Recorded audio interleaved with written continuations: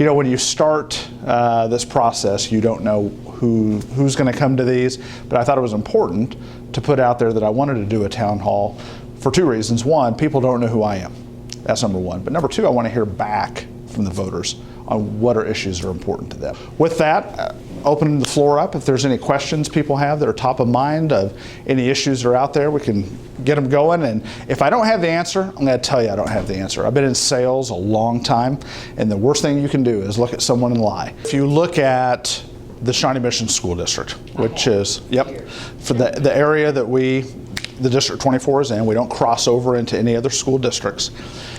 Shawnee Mission School District was losing money for a number of years in terms of what they were receiving in aid, both state, federal, and local dollars. And through the block grant, we had a bridge to where we were going to write a new formula, and we had an increase in money coming into the district.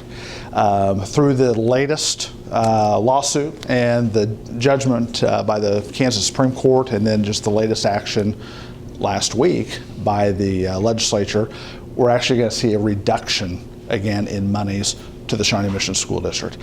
I want every Kansas child to be educated, without a doubt. I want them to have equal footing, but what I don't want to have is continue to see Shawnee Mission having more money going out than what we have coming in. I don't think that's fair. One of the things that drives me crazy about Topeka is they say, we don't want Washington, D.C. telling us what to do. Yet they seem perfectly fine telling the locals what to do. Based upon what the Supreme Court said, no one wanted to have schools closed July 1, myself included. We wanted to have the schools open. The other thing too that a lot of people haven't seen, and it hasn't been talked about a lot, is this is just a stopgap measure. A new formula is going to be written in the next session, and that was always going to be the plan anyway. That's going to be very comprehensive. So this was just kind of a stopgap measure, that $38 million. I would have supported it had I been in the legislature because it was the right thing to do. At the very end of the day, it was just kind of ugly the way it kind of came about, in my opinion. Well, your party leadership is basically wanting to stop the courts to be able to decide these kind of things going forward. What's your opinion on that? How would you vote on something like that? I think the courts need to remain independent. I really do. I have not hopped on the bandwagon of we've got to get rid of every person who's up for retention on the courts. I think we need to look at those people individually. We need to look at the sum of their decisions, not just one decision.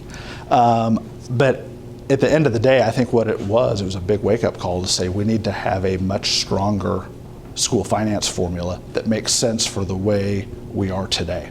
I don't. You don't support his policy? I don't. And the reason I don't support it is I think that you have to look at where things are today versus where you want things to be. And I've said at the doorstep, I've hit a number of houses over the last month and a half, and you have to deal with what is right in front of you, not how you want things to be. It's how you handle your own personal budget. Changes need to be made with regards to the loophole. I want to see every Kansan keep as much in their pocket as they can.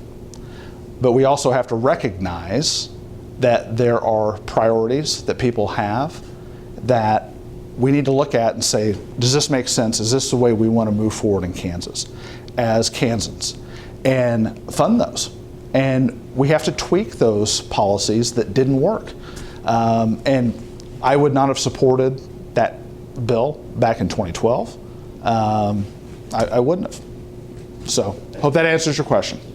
I've been active in politics since I was in college, and I wanted to get involved. I've done everything except put my name on a ballot, and as a resident of Northeast Johnson County, I wanted to see us have representation that was in the majority party, yet brought a common sense voice to Topeka. I will tell you right now, I'm not going to be the best friend to leadership. I'm not going to be. But I'll be in the room as decisions are being crafted and be able to have those conversations. And right now we don't have that, and so that's why I'm running. Okay. Any other questions? In their doors. You can't blame them in today's field about Obamacare. Well, we've seen a number of insurance companies pull out of the program over the last 6 months, or say they're going to pull out. I know at my company our rates have gone up. I have a lot of friends who had policies through Blue Cross Blue Shield that were good policies, but they were deemed unfit. And so those policies were canceled, and their new affordable policy was 2x what they were paying before, and they opted not to have health insurance. I don't think that's right. I don't think that's okay. I think everyone should have health coverage. And lied to. We were. I don't disagree with you there. We were. The other piece to that is we're not getting at the root of the problem. If you need services, people should be going to the right place to get those services, and I think that we see too often people rush to the emergency room for small things. It drives up the costs, and that's just a small portion. At the end of the day, you look at companies who put forward wellness plans. You need to exercise X amount, you need to do these certain activities, and we're going to lower your premium. That's an incentive. I mean, the stats don't lie. People who don't smoke, people who are dieting, people who are exercising are healthier. And so, let's take some of those things that are good out of the plan and adopt more of that. But what we're seeing is people losing their health insurance because they were, on a plan that was deemed not good enough.